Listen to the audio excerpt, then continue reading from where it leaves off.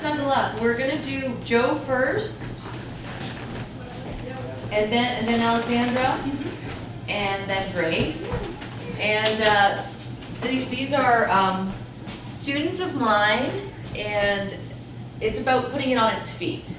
So when we write stuff, it's so exciting, it's so creative, and I get like so anxious for people to actually do it. So this is more about doing it, And you know what's gonna happen is you do it once and you wanna do it again, and you do it in front of people, and it makes it more real. And it's, putting it on its feet is part of the magic.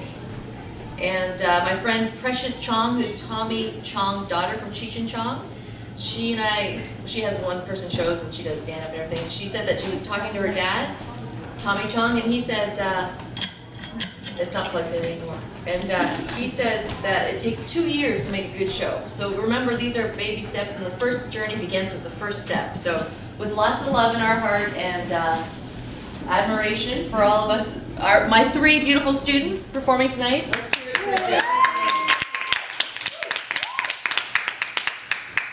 First up is me. I'm not so beautiful student. So I'm going to tell you about myself.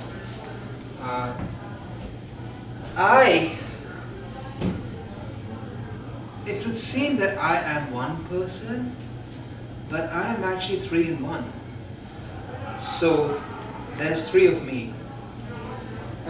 Sigmund Freud talked about the id, the ego, and the superego, and that applies to all of us. But I have a different take on it, and I have 3 different selves which are a little different. So one of my selves is the child in me. It's sort of like the id. The child wants what it wants and when it wants it, and isn't willing to take anything less. And then there's the rational side of me, which is sort of like the ego. With the rational side, tries to find a way to satisfy the child. And then there's the emotional side, which is a little different from Freud. The emotional side feels empathy and tries to make everything better. And so the example that I'm going to give you is, I was staying at a hotel in Queens, on the outskirts of Queens, that is in Long Island, and we were very far away from Manhattan, which is where I wanted to go. So I had to sort of get to bed early because I had to go to Manhattan right the next morning. So the rational side of me said, it's time for bed. We have to get up early in the morning and get to Manhattan. Good night, you two. And the emotional side said, good night. And the child in me said, no! I want to watch a movie. The rational side said, we have to get to Manhattan. It's time to sleep. The emotional side said, maybe just 15 minutes. You can watch the movie. And the child said, I want to watch a movie. So the TV came on, and I started dialing through the channels. And then suddenly I discovered something which I didn't expect in a hotel. I stumbled on a channel that showed porn. Free porn. Which is very unusual. In America, they charge you for everything. Especially they charge you for porn. So the child in me said, yeah! Free porn! The rational side of me said, what? Is this for real? I mean, are they charging us for this? And the emotional side said, yeah, maybe we ought to watch this, since the child enjoys it. the rational side said, well, if it's on, we probably paid for it already. And we should watch it, since we have paid for it. Yeah, the rational side of me always wants to get value for money. The emotional side said, oh, maybe the hotel manager likes us so much that he's put this on just for us. Maybe we're such good customers. And the hotel manager said, let's give them some free porn.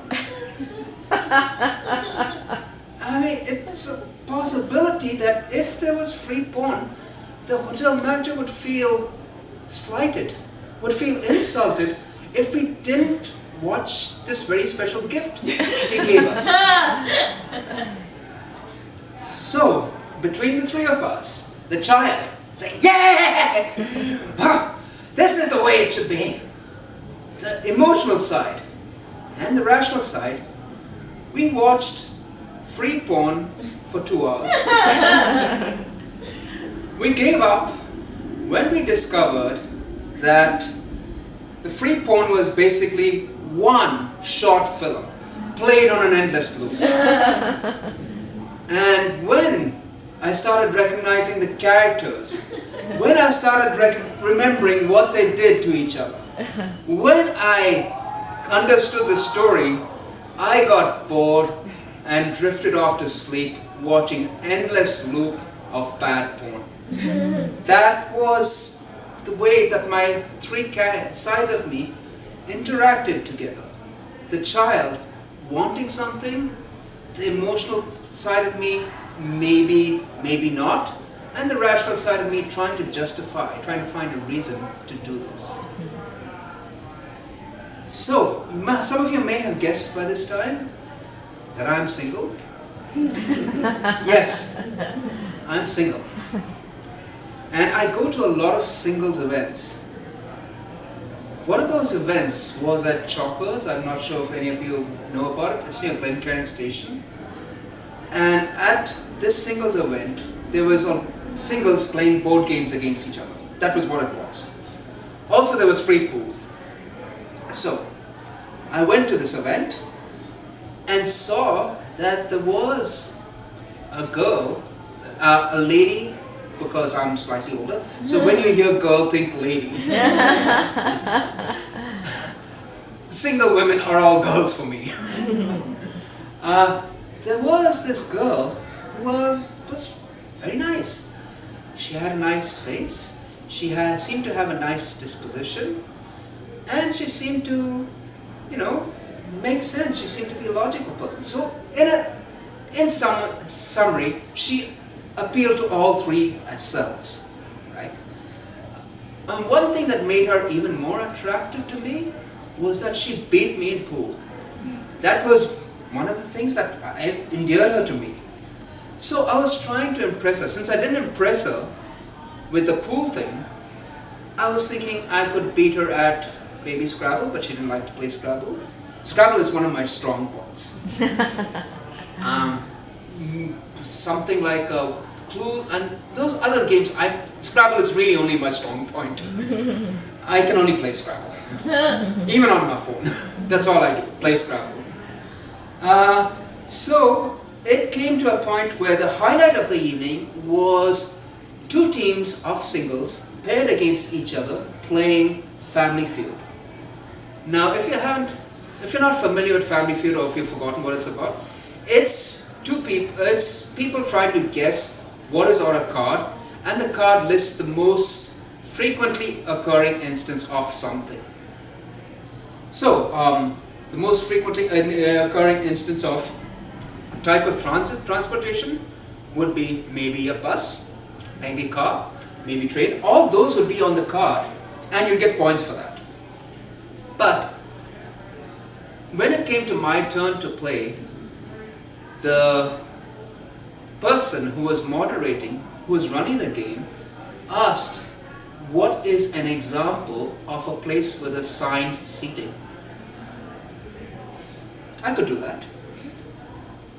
In my mind though, considering the way my mind worked and because it was a game, the child was dominant. The child was thinking, we should say, for a place with assigned seating, we should say, electric chair. And the emotional side of me said, don't do that! They don't have the death penalty in Canada. You put her off. The rational side of me was thinking, you know, that does make sense. Because when you have an electric chair, it's not in an auditorium with a large number of seats. It's not in a theater. There's not a bunch of people, 500 or so people who are watching this thing happen. There's about 30 people. Those people will be journalists, they would be the victim's family, they would be